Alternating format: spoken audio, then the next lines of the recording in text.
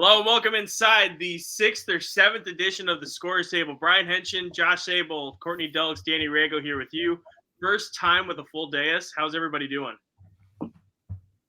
Really Very good. cold. Glad to be Courtney, back. Great to have you back, Courtney. Thanks. I'm pumped to be back and excited to dive into the topics today. I think it'll be some fun ones. Yeah, so I guess probably the best place to dive in is with the middle school debate. It's obviously been super popular. It seems like I think of all our episodes, it's probably been one of the more popular ones we've done so far.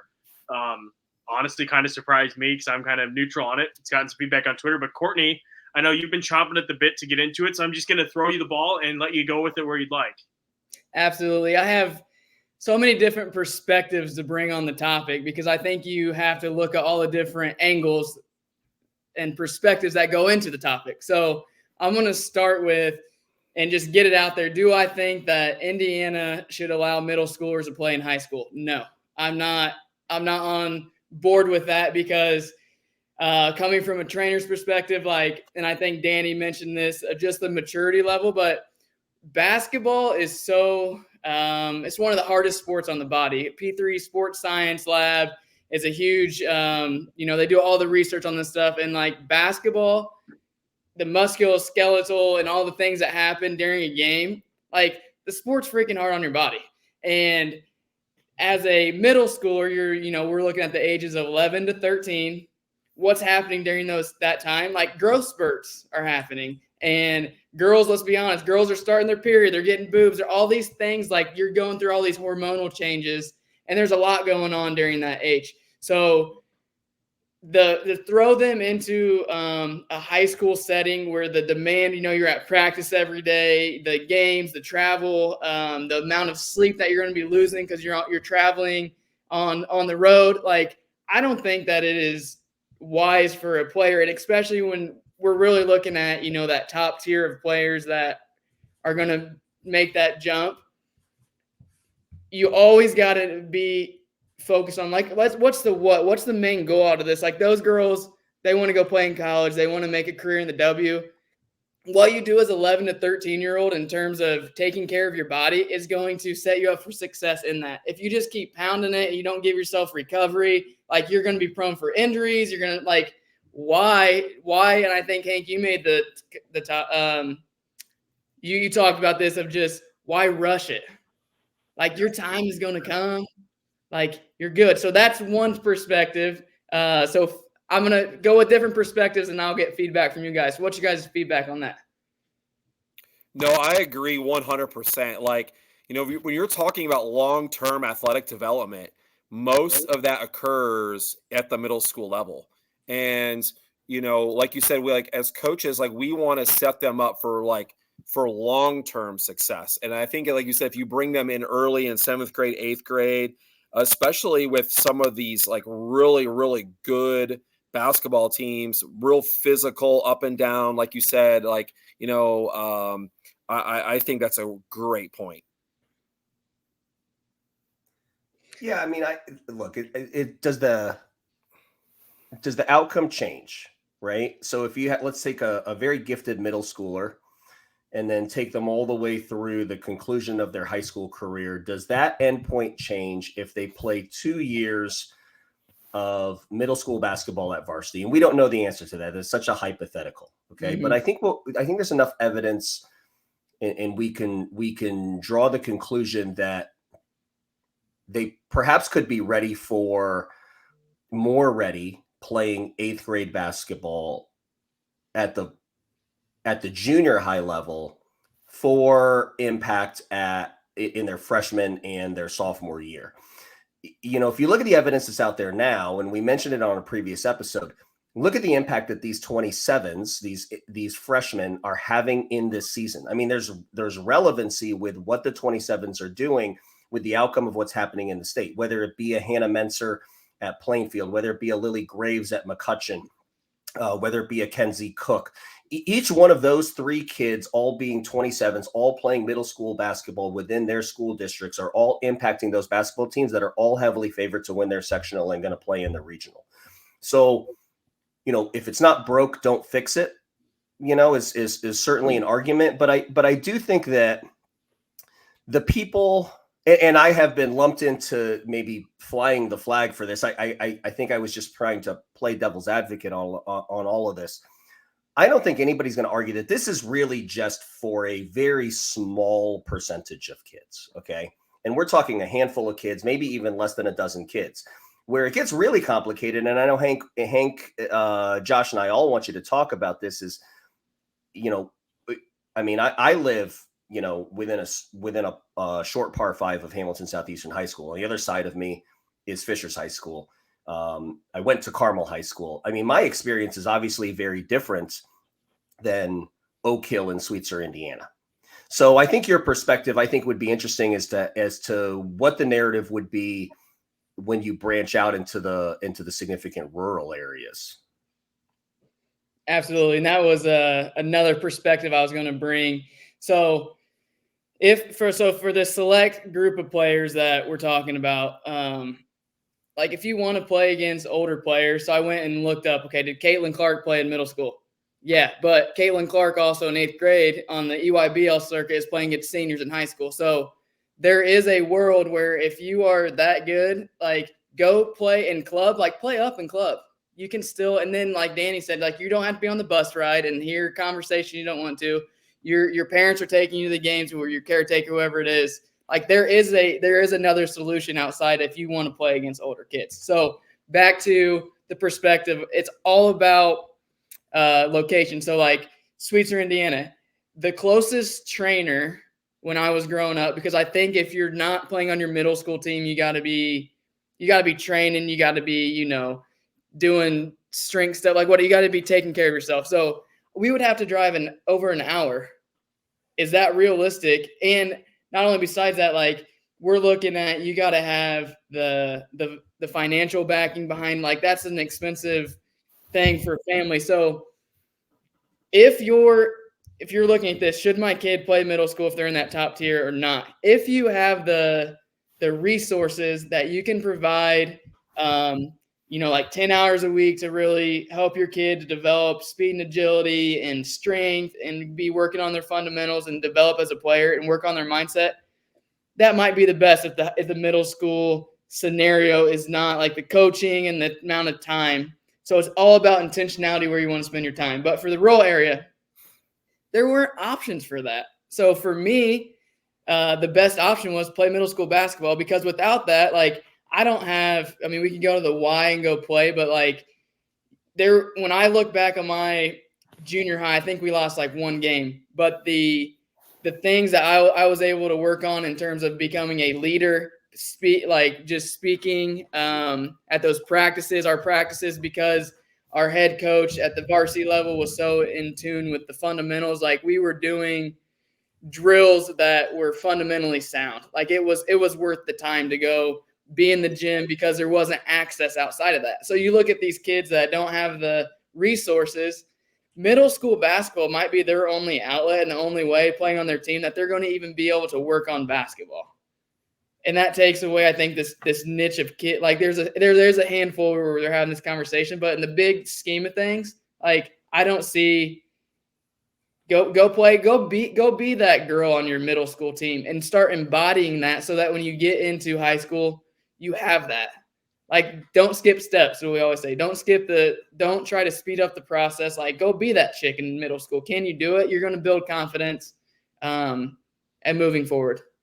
That's a really smart distinction, because, and that's come up in casual conversation, talking to a lot of people that had listened to the podcast. And that is, that's an acquired skill, learning how to be the alpha option on a basketball team. And if you played varsity as a 7th grader, sure, there might be some situations where that person is really involved. But if you look at some of the 7th and 8th graders that are playing varsity basketball down in Kentucky, even, some of the 6'5" kids, some of the really gifted kids with multiple Division I opportunities already before they get into their 9th grade season, they're role players on that team. And I do think that there's some skill acquirement that can happen in learning how to be the alpha. If you played varsity, you're looking at a 6-year run of being a role player, and that's a very difficult thing. So when the talent graduates from a respective varsity team and it's your turn to be alpha, you have to draw back on your experiences that you've had in the past.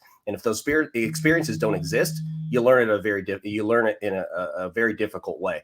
So I think a really smart point by you.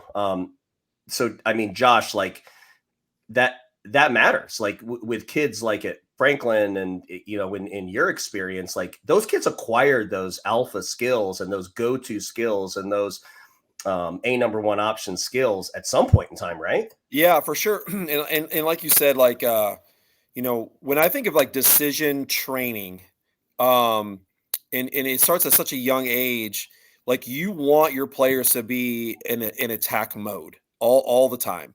And if you're playing varsity in 7th grade, 8th grade, 9th grade, like you said, like that's 3 years of maybe being a role player or being like the 6th or 7th best player. And now all of a sudden it's your turn and you just had 3 years of, just playing, off the ball, or maybe you're a screener, or maybe you're the 6th man. So now you kind of have to like, retrain yourself to be that alpha. And it's like, why not just do that? Like you said, like in middle school. And I said this on the last pod too. I think a lot of this too also has to come from like the head varsity coach. Like they need to have their fingerprints all over the program. So then that way, when they do come to you as a freshman, they're ready to play. I don't think so in the past, there haven't been really any guidelines in this middle school, like, okay, what is a middle schooler supposed to do?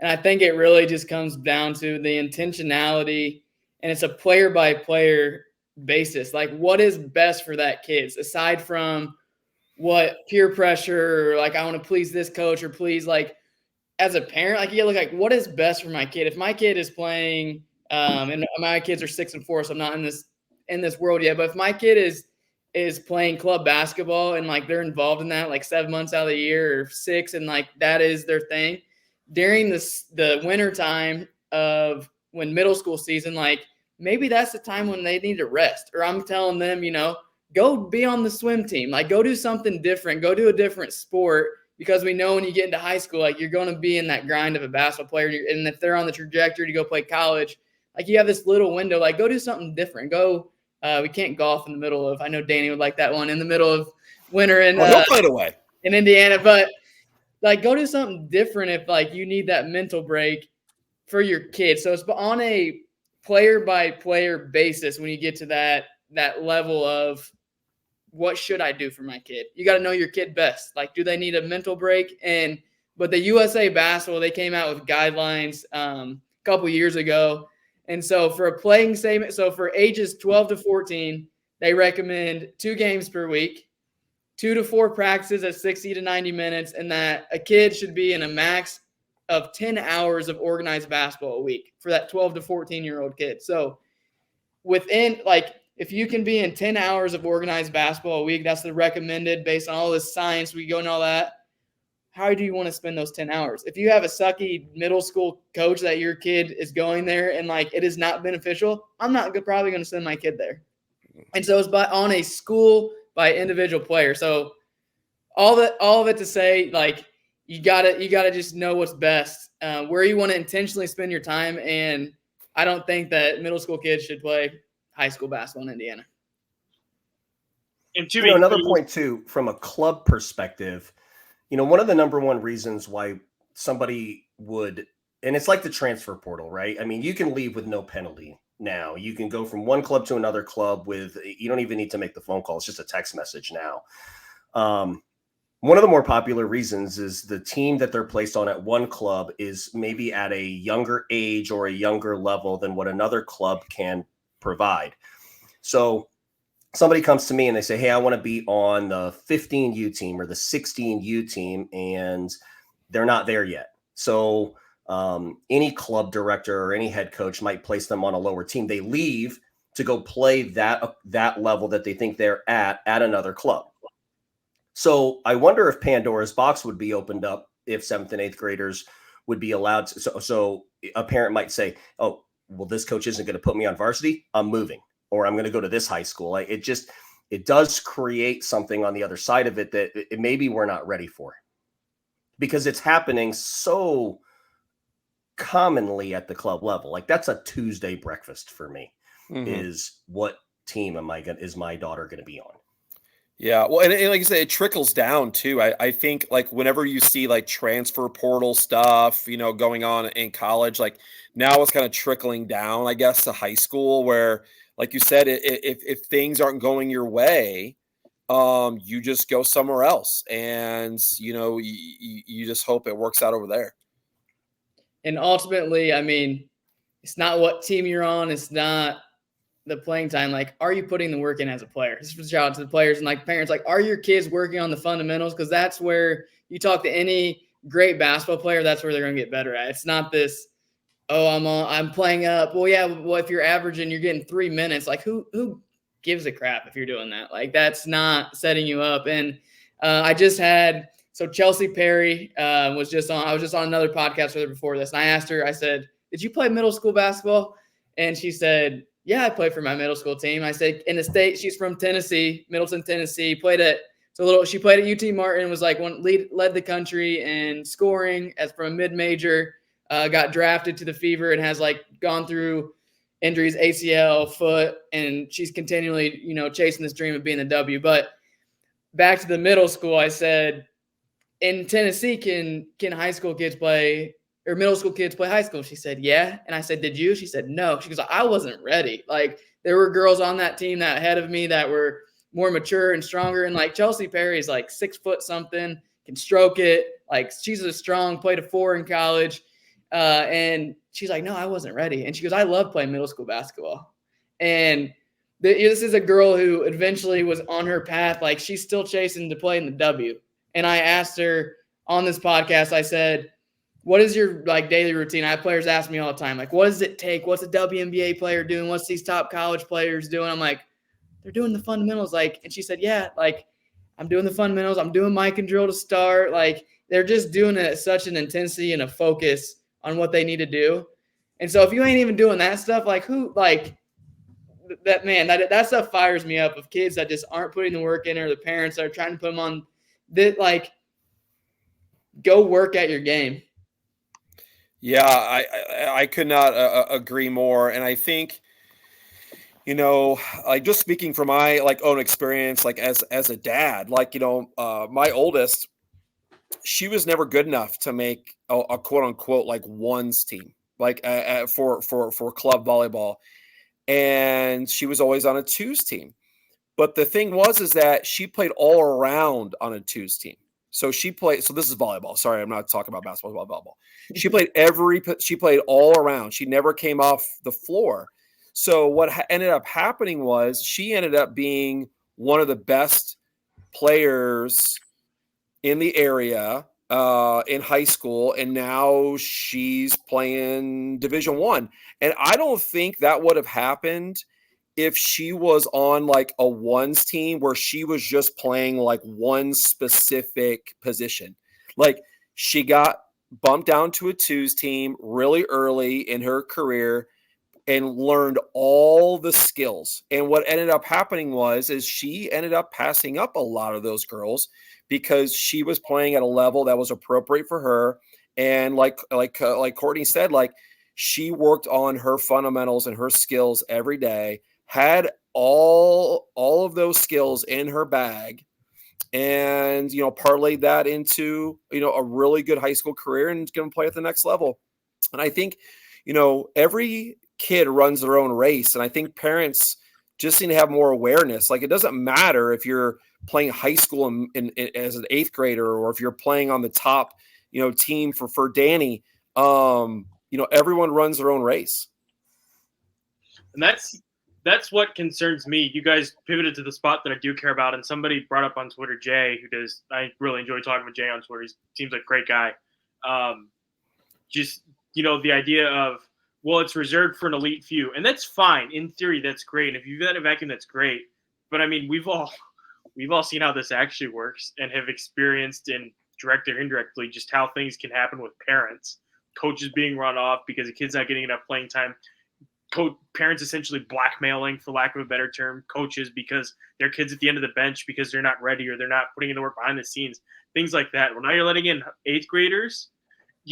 I guarantee you there'll be parents who are like, well, my kid is good enough despite what you say, despite what I see, despite the fact that they're 13, 14 years old. You know what I mean?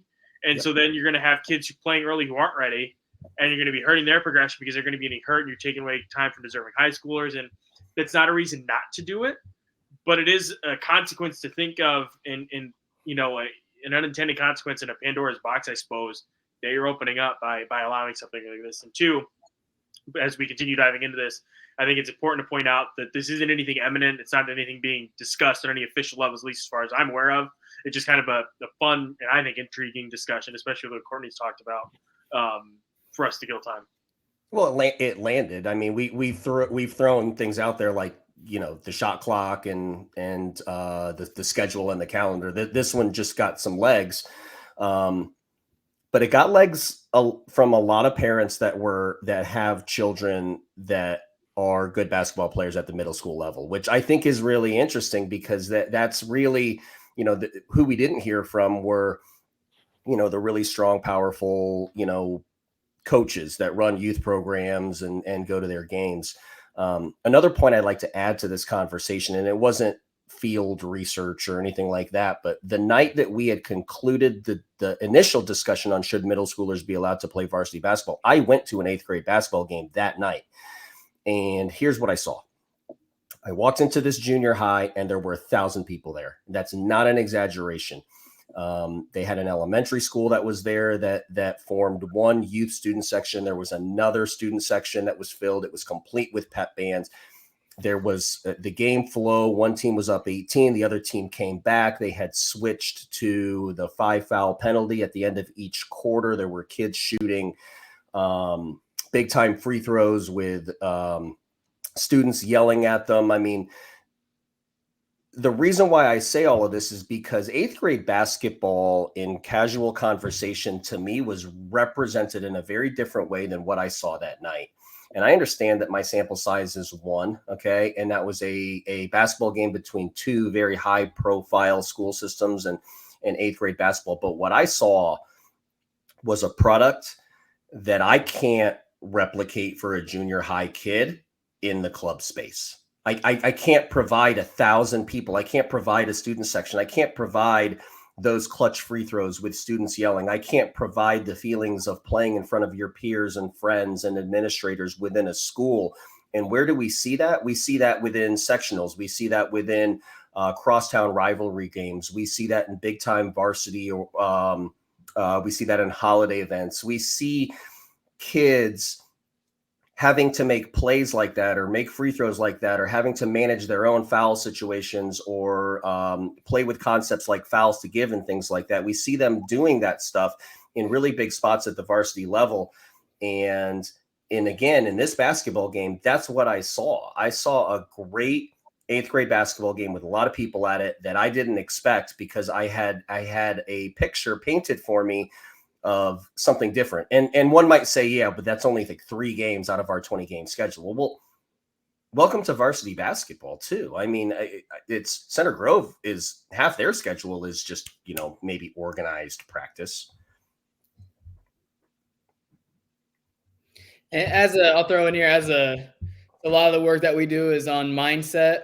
And so if you can get really clear on what it is that you want as a player, you don't have to worry about how am I going to get to this Division I scholarship? How is this all going to plan out? But you can get really clear on what, and you can carry yourself, even if you're in a game. So you're at the game you're talking about, Danny. You carry yourself like you're in a big time state championship, state tournament game during that, and you can start mentally preparing yourself. I think that Drew Brees said it best. He said the mental reps are just as important as the physical reps. And so when players can start to understand these elite players, like even if you're in a middle school game and like you're not like you might get guarded by 3 people, and that's very accurate. If you're that good of a player when you get to high school or college, you might be guarded by 2 or 3, like trapping. But that you can come from this just mentality, mentally, you will be preparing yourself for what's to come. You can't look completely at what's going on this physical level. There's also this mental side of it, and whether like I said, it depends on the kid. Sometimes those kids need to be doing those mental reps in a middle school setting. Sometimes they just needed to be working with the trainer, and they need to be working on in that setting. Can't tell you what the answer is for that, but like there's also the mental side. I think, Courtney and I'd be interested to hear your thoughts on this. I think where this conversation becomes a lot more interesting, and looking at the enrollment numbers, it doesn't seem like a thing yet. What happens when the population continues to move away from some of the rural communities where the school's still open, they still have a program, but the numbers are dwindling? Does that, in those specific circumstances, do you think that middle schoolers playing up at varsity solves it, where it's a Class A school, maybe you're playing against similarly sized kids, potentially similarly sized schools at the very least? Do you think that changes the debate at all? I don't think so. I still don't think that middle school kids should play up. I just don't think that that's the best route for them. And in that situation, like if you're not getting enough kids, like you might just not, like it might come to a point where school corporations need to consolidate and become where then you have enough people on a team where you're joining schools, and that's on like a whole administrative side of that. But I think if a player, like if your school doesn't have, enough kids for middle school or something, like, and we're talking about this select group of elite players, like I think that becomes a discussion is, can that chick go play on the boys team there in middle school? Is there a local league? Like growing up, I played in boys leagues around here, and like in middle school, I was on the girls team, but like outside there were boys leagues that I played in. And if you're elite enough, I don't know, do they go play in a local boys league? I think there's other options. Yeah, and here's another thing to think about too. I think we said this last time, or someone put it on Twitter, like, well, what if you don't have enough for a JV team, or what if you don't have enough for like a freshman team? Like, why not just pull up the middle school players, or whatever? Well, it's like, well, you're not thinking about like, well, what if there's a bunch of juniors that thought that this was their time to play, and then now you're bringing up all these middle school players, and now those girls are going to quit, So it's like, I don't know. I'm with Courtney. I think middle school girls should play middle school basketball. Everyone needs to run their own race, and if you're really passionate about it, you'll be a player. Any closing thoughts? Because I know the next topic that we're going to get into, I'm sure will take a lot of time as well. This is the one that I'm more fired up about. I was going to say you just get to it now, Lank, because this is your brainchild here. Oh, the selection shows. You do want this one to grab legs, by the way, but go ahead. What's that? Oh yeah. Well, no, you want this one to grab some momentum. You want people to talk about this. I want people to hear me out, and maybe my reasoning. They'll buy into it, and they'll start subscribing to the Gospel of Hank and his little buddy. Okay, that's what I want. I like that. That's what I want. All right. You got to take the big screen. Just go ahead and pan to the big screen and take the mic and go, Hank. I should just cut off all of you guys because I have that power. I'll roll some highlights on the side like we did over the weekend. Before I get into that, while people are still watching, selection shows Sunday night. I think we're going to do something live. Probably thinking maybe the 9:30, 10 range. Give everybody a chance to get home. Give me a chance to write. Give Josh, Courtney, hopefully Danny, hopefully chance to cook up some takes. And do our homework. Yeah, we'll break down the sectional draw. So we'll do that live again, probably 9:30, 10 o'clock Sunday night. I'll have coverage all over the place on IndyStar.com. Stories this week on Lily Graves, probably one on Addie Baxter. Getting to spend some time with Talia and Ty Harris. That's one that I'm really excited about. Ty, of course, playing in the WNBA. Talia hit a buzzer beater. Danny, I missed that part from over the weekend. She had a buzzer beater to beat Brownsburg 40-38, I think. Sweet shot.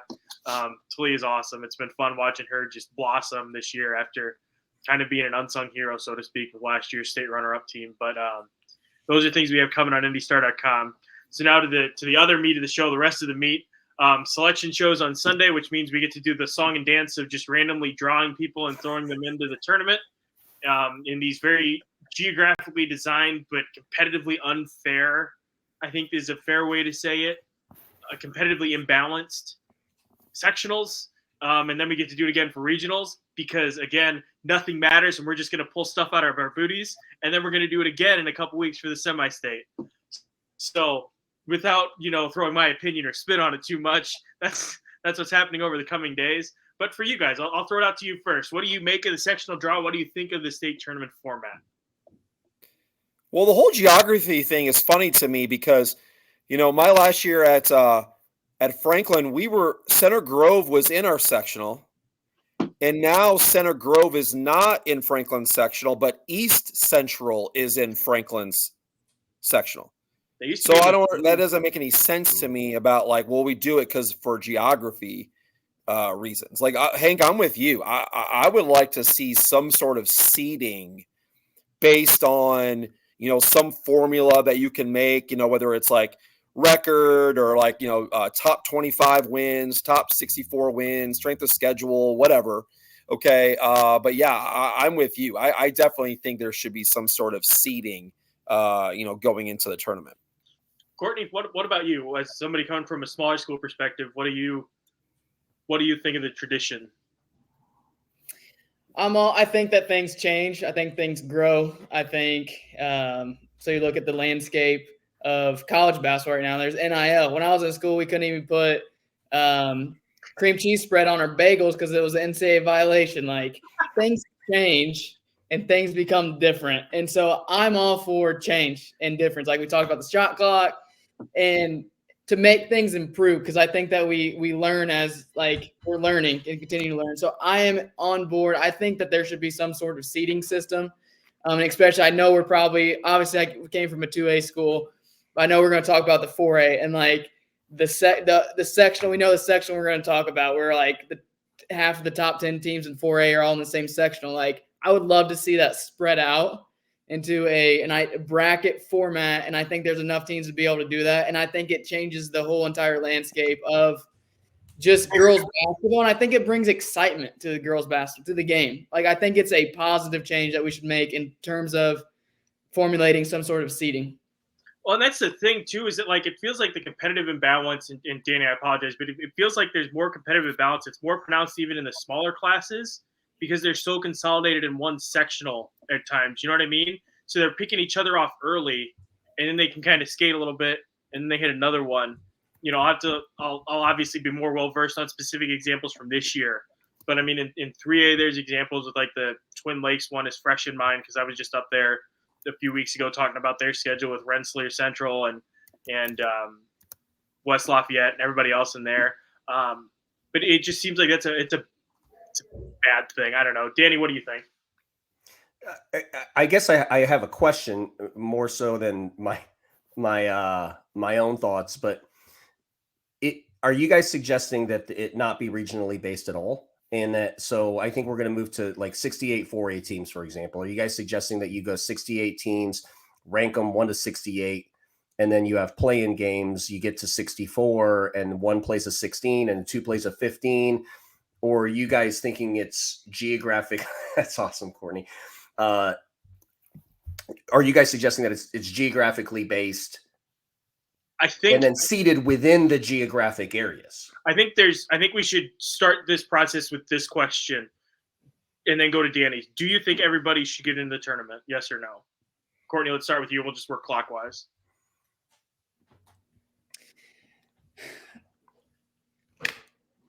I think that everybody. So this is I could come at this two ways, because not everybody gets to the NCAA tournament, but there is another tournament that they can go in. So do you create another, so there's a state tournament that you're going for, but then another tournament that I think would create excitement for maybe those teams that aren't into the state tournament, that they still have an opportunity against teams that are around their talent, that they could go win a championship that's different. That was just straight off. That just came to my mind right there. So I don't know. We'll throw that out there. That's how I lived my entire career, Courtney. It's great. Josh? I think everyone should get in, but like Danny was saying, I think it should be seeded regionally. So, for example, I don't know, you could break it up into four quadrants, right? So you've got the northwest, the northeast, the southeast, the southwest, and then you just rank it based on that region, and then you just kind of do it like the NCAA tournament. Josh? Yeah, I think everybody should get in. Yeah. I think everybody should get in. I as attracted to the idea that I am, that you have regular season basketball games that now have more meaning because they could be games that could be played, maybe the last week of January that could get you in, or to get you into the quote unquote dance. I think that's an attractive idea, but I just don't know how you would do it, because then, you have the geographic, you have the tougher conferences. I mean, it's just all the problems that the NCAA deal with. So I do think that there needs to be some really, I think there needs to be some really specific definition that's required to define what is a top ranked team. Because I don't think you can just go by record. No. And you can't use the Sagarin either. Yeah, I don't know if we just allow computers to do it. I mean, this isn't college football. So, I don't know what, and there's certainly people that are much smarter than me that have already thought about this and figured it out. I can say this, like in Kentucky, they're regionally based, and then they whittle it down to 16 teams. They're still in a single class format. And when they whittle down to 16 teams, those 16 teams are the ones that advance to Lexington and Rupp Arena to play out their state tournament. And then it's do they reseed it when you get to the Sweet 16? I don't know if Kentucky reseeds. I actually don't think they do. I think they know that District 8 is going to play District 7, for example. Gotcha. I think I kind of like letting everybody in too. I think that's one of the cool, unique things about basketball in Indiana, because everybody gets a chance to experience it. But on the other hand, if you're gonna not let everybody in, to make the regular season longer, like give those teams that aren't in there, give them a chance to play more games. You know what I mean? So you're kind of trading off a little bit.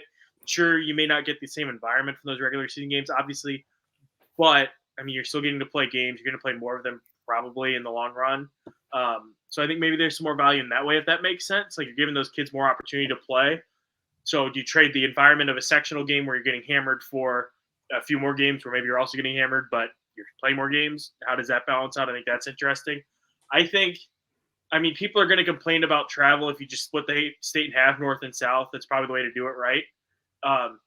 But for the longest time, they had East Central in a bracket with Bloomington. Tell me how that makes sense. Going from over by Cincinnati, correct, all the way over to Bloomington. It doesn't make sense. That's a hike from Indianapolis in the middle of the state. I can't imagine what it's like going from, you might as well get a helicopter to fly kids over at that point. So save the travel stuff, maybe for the smaller schools, but certainly not for the bigger schools. But I think the move is you split the state in half. Or if you're going to split it into four, because if you split it into four quadrants, you're still probably going to run into the same problem where those teams are all clustered together, So you're just kind of delaying the inevitable. And sure, they'll get a couple weekends in, which is better.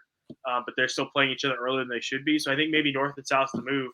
Then just see it like an NCAA tournament. And there's formulas you can do. You mix in part of the Sagarin maybe with the strength of schedule aspect, or you just do a seed point system. Like, that's what I came up with covering high school basketball in South Dakota, and the numbers are different. Like, their largest class, I think, was 18 to 20 teams.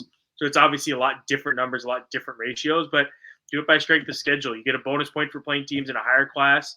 You get X number of points for beating a team with a record with, this far above 500, this for whatever record, 500 less, and so on and so forth. Figure out that way, a PowerPoint system, and then you can see it out from there. And then another interesting idea, and this is big on the soccer side and talking to coaches. I think Ken Delask and Noblesville, the one who brought this one to my attention. They actually have a committee that sits down and they seed X number of teams, and then they figure it out from there. For the traditionalists who like that random draw thing, cool. Seed the top half of the teams in each half of the state, 1 to 16, let's say, and then random draw the rest. You know what I mean? Mm-hmm. Make the matchups random from there, because then you get to still have the selection parties. And Courtney, I'd love to hear your thoughts on that and what Selection Sunday is like from a player's perspective, and Josh, obviously from a coach's perspective. But then you're continuing that tradition.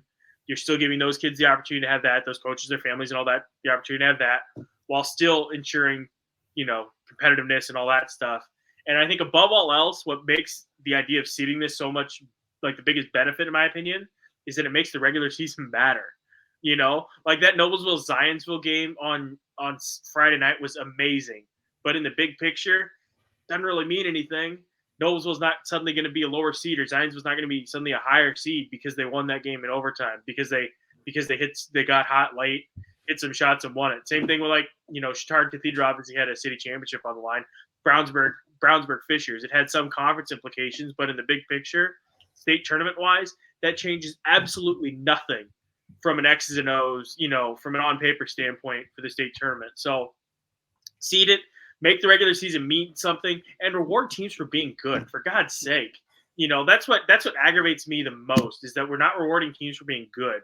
We're just giving everybody the same hand. They like to talk about participation trophies and all that stuff. Well, this is the epitome of it, and you're giving everybody the same chance or whatever, which is baloney. If you're good, you should be able to play a more winnable game in the first round. You've earned that right. And if that other team beats you, cool. That's the magic of March. That's what makes, or February, whatever. That's also stupid. That's what makes it so special. You know what I mean, though, right? Like the Cinderellas, and it sits up from that standpoint. I don't know. Hank, you've been practicing that speech, haven't you? I've been sharpening it for the past 3 years, ever since I moved here. Came off well. That's the whole reason why Very we're well. podcast. I don't care where the podcast goes from here. I just wanted to get that ran done. Like we're gonna can it after this. I agree. Like there has to be a reward. And like I said, I don't have an action plan, but I'm just saying, like, you do have to reward the teams that had great regular seasons. Because like you said, it should mean something. You shouldn't be like HSC and you have, you win 25 games or whatever it is, and then your reward, is you play Noblesville the first round of the sectionals. I mean, that's not right. And I mean, last year we really lucked out last year. Like looking back on last year, and Courtney, that sectional you mentioned specifically, I know we talk about a lot, but it's just so easy, especially in this context. We got so lucky that we had HSE, Fishers, Noblesville, Zionsville, all four together, and then it lined up the way it did so perfectly. I mean, we captured magic in a bottle there and got really, really lucky. But that's not something that should be left up to chance, in my opinion. And it's really unfair and unfortunate. And I said it a lot of the time that we lost those teams. And it was the same thing, in 3A, again, with the Twin Lakes group. And in 2A, there's examples that I can't remember right now, but I know that I've written about them. And Jennings County, Bedford, North Lawrence is a good example down on the south side. And Franklin Center Grove, too, for those number of years. I mean, there's just so many different examples of just how unfair it is. Pike Ben Davis a couple of years ago, I think the same year, Josh, you guys made it to Gamebridge. They're both really good teams, and Pike had some really special players. Yeah. And they had to play Ben Davis, and that was just a wild game, and it's awesome to have that, but you're having that so early, and that's the thing. That was the point that I meant to get to with the Sectional 8 thing last year, was that it's really awesome, but it sucked because we're having this on the first Friday in February, and suddenly two basketball teams, including the eventual Miss Basketball winners, bounced from the tournament, and we're not even a week into February. We're 5 weeks into the new year, and the number one team in the state's already gone or whatever. It just I don't get it. I think after sectional Saturday, I think the statistics are that over 80% of the teams are done, have gone fishing by the end of sectional Saturday. So it begs the question then, what percent of the top teams do you have left? And it's probably pretty low. I just don't know how you would do it. I kind of latch onto something that you had said, Hank, which is, maybe you incentivize teams through the regular season with just the buys, whether they're in a 5-team sectional, a 6-team sectional, 7-team sectional, or whatever. Maybe you reward those schools. You keep the geographic, sectionals in place, and then seed it. So, for example, then HSE's games against Westfield this weekend, Zionsville coming up, obviously the Mudsock game, games like that matter, because then you could define it as, measuring it on all the head-to-heads, or all your record within the against the teams within your respective sectional, and then seed it from there. And then you have head-to-head, you have common opponents, you have all of those things that you can take it into secondary and tertiary tiebreakers and things like that. But I think, interestingly, I would want to hear Like, what's somebody's It's like the shot clock argument. Like, what's somebody's argument for not seeding it? No, like seeding is dumb, or is it just kind of the lazy way out, like saying, hey, it's just always been like that, and here we live in Indiana, which is a slow adapting state generally across, really anything. I would be interested to hear somebody talk. Maybe Wellesley. Maybe Wells is very against seeding, and maybe he can come on and put us all in our place. Josh and Courtney, I'm going to look up because I think I have coaches who've made arguments against seeding. I'm going to look up and see what I can find. Courtney, what do you think? Like, do you think it should be seeded, or do you like the way it's set up? Like, what are your thoughts on it? The landscape is changing. So as we're continuing on this conversation of like the seeding and like what is actually going on in the basketball world today, like it's change has happened from class basketball to now where you got the drawing. Like, I love all of us coming together and giving different view of like this seating and how that should be implemented, how it needs to be implemented. And I think that Josh brought up a good point that it's really the 4A level, I think, is where you really start seeing where that would really be a great way to implement it. So we don't have to my dad always gave me advice, like, just do a little bit at a time. Like, you don't got to do everything. Like, what if it just starts with the 4A level, implementing Hank's genius plan that he's been masterminding for the last 3 years, and that we try it with a 4A. You don't have to introduce it to every level yet. Like, slow, like, see how it works, get the data. So I like that, and that's actually Kyle Neddenripp, my colleague here at the Star. That's his approach to seeding. I think with the big schools in football, is just seed 6A and see how it works. Give it a couple year trial run and see if people like it. And I think that's reasonable, and it makes sense because I understand, and I don't mean to come off so callous. I understand travel probably is an issue for those smaller schools, and I know that that's part of the shot clock theory too. Is that it's going to cost a lot of money in some of these schools that don't already have a built-in shot clock. It's going to cost money to implement it. I get that, and that's fine. And maybe for the smaller schools, you go to a regional thing. You combine sectionals like you do now for regionals, and you advance them that way. That's how they did it in South Dakota because, again, it's a very dispersed and rural population. And they did regions, and then from there they had the top two teams from each regional tournament advanced to a Sweet 16, which is just a single elimination bracket. The winners from that go on to play at state, which was a 3-round thing all over the course of one weekend, which is pretty awesome. But maybe that's the nice middle ground for the smaller schools, is just divided up into regionals. So you're getting it into pockets, and it is geographic. And there will be some imbalance there, I'm sure, that's just natural, but at least you're giving them a more fair shot.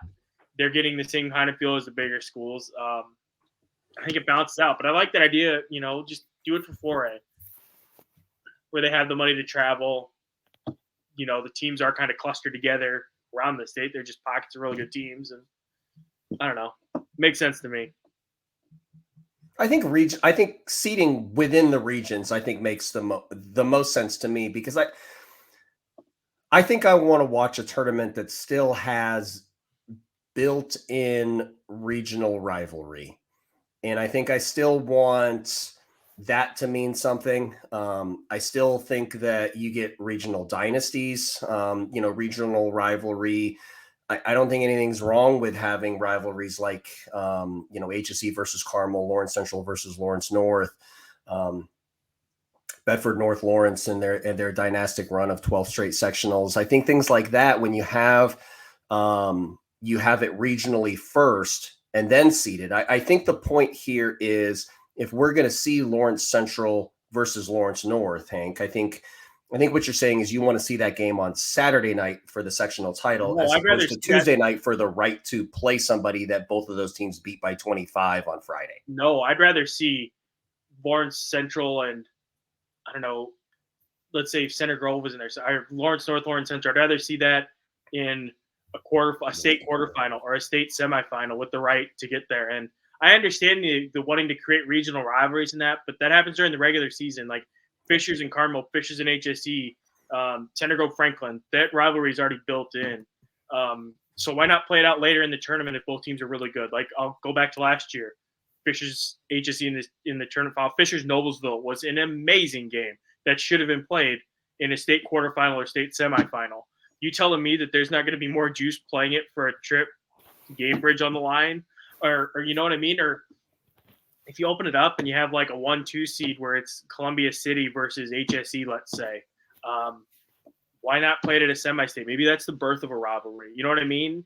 I think that even if you go to the seeding thing, you're going to develop new rivalries in that respect too, because and there's more of a chance of this happening if teams are perennially good. Where at this random draw, it's still up to chance. Like, there's no guarantee that we're going to see a rematch of Snyder Fishers or Snyder Noblesville in the regional. We might have to wait till the semi-state. That may not happen then because teams get knocked out. I don't know. That just Well, and Hank, like the part I think I like a lot about your plan too is that you're rewarding winning during the regular season. Yeah. You know what I mean? Like, Mhm. I like that a lot.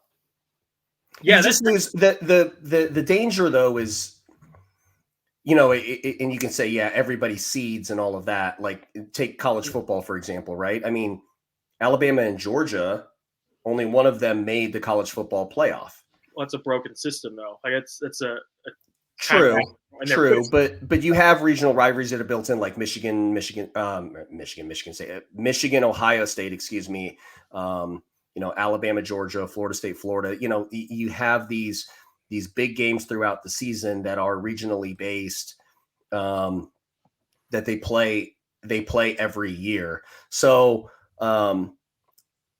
it would be interesting to see if there were a way to, if you did try it, are you just giving up those rivalries, or are you right, Hank? Do you just create other rivalries through, just through dynastic runs and talent collection and things like that you're eventually going to see the same matchups anyways?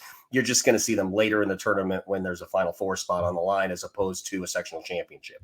And I think too, for these school, and I don't know, maybe I'm just talking stupid here, but I think there's something cool too to playing different teams, seeing some different teams too in the tournament, which is something that you kind of see opening up and seeing it out. And then for the smaller schools where it is regional, like you said, Danny, I mean, then you get kind of that regional thing, kind of marrying that idea with what Courtney suggested. I think that's cool too for the smaller schools. By the way, we did a couple of years ago, Kyle and I did these straw polls with coaches, and one of the questions was for or against seeding the tournament. Rather than read through all these, I'll link to it in the description. So if people want to check that out, there are arguments against the seeding. Some of them mentioned travel. A lot of people pointing out there's no real one fix. Well, a lot of the arguments against are kind of that tradition standpoint. I'm still scrolling through here trying to find a compelling argument against, but just wanted to throw that out there. That's something to consider. Danny and Josh and Courtney, I'm curious, what is Sunday selection seeding Sunday like from a player and coach's perspective? What went into that day for you guys? What do you remember about it? Is it as fun as it looks on Twitter and social media for you guys? Have the floor. Well, it's fun for the players, but the coaches, they are thinking about the week. You know what I mean? Like, do we have our scouting reports finalized? Are we going to bring in boys to simulate the other opposing teams' X's and O's? Do we have a bye? I think people think that buys are great. Sometimes it's not, because that means that you got like 9 or 10 days off, So you're always thinking. And then another thing I think a lot of people don't realize is that when they do the sectional draw, you also find out who you're going to play in regionals as well. Like, that, okay, sectional 13 will match up against sectional 16 at the regional. So now you're also thinking about, okay, we need to scout these guys live, maybe a couple times before the season ends. So I think for players, it's fun. It's a great time of year. You're getting together. You're at B-Dubs watching it. It's great for like camaraderie. But I know coaches, like, you're just thinking about the logistics of it all, and you want to be prepared because, this is the best time of the year. From a player perspective, I think it's been as of recent, and really with the rise of social media and really it being out there, that like you see more of these viewing parties, or like they're all getting together. Like when I was playing, I don't even know if we were all together in the same area when we found. I think I might have been at home or listening on the radio, or I don't know, like on it. And so it's different. So I just have to go from my experience, will be more recent, to what the player experience is like in college. Of we're all getting together. They got the cameras out. They're rolling the reactions. And for me, I'm only coming from my perspective is like, it's fun, but like, I'm also just so during those times was so laser focused. Like I just wanted to know, I had more of a coach's perspective as a player. And so I was like, okay, who do we got? And I'm thinking the same way that Josh is. So as far as how fun it is, like I'm probably not the right person to ask from a player perspective because like I was ready, like let's go. Like what's our path? But I think it's been really cool how they make it a big deal. They make it fun, get pictures and stuff. But in the moment, you're just really for me, I was laser focused on who do we got. Well, Josh, here's my question for you. Committed to winning, I think, is like what Courtney's trying to say. Yeah. Like that's I'm kind of like all the frilly stuff. Like I'm not into that stuff. So I'm with you 100%. Bring somebody else on to ask that question.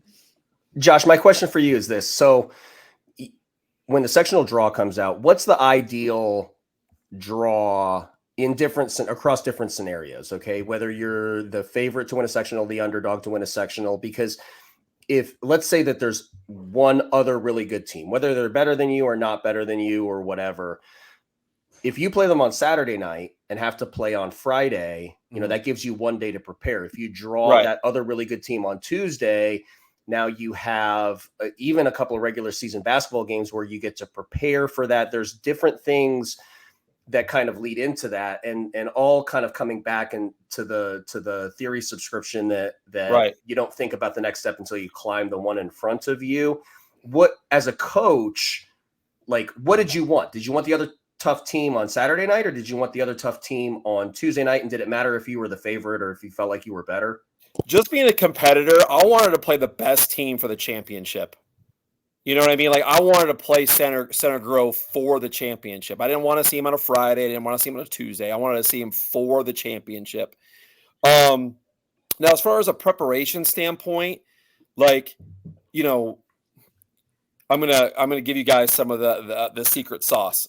To my players, I am telling them that it's all about us. We do not care about what the other teams do. It's about our habits, because habits win games. Shooting, playing off 2 feet, making the extra pass, guarding your yard.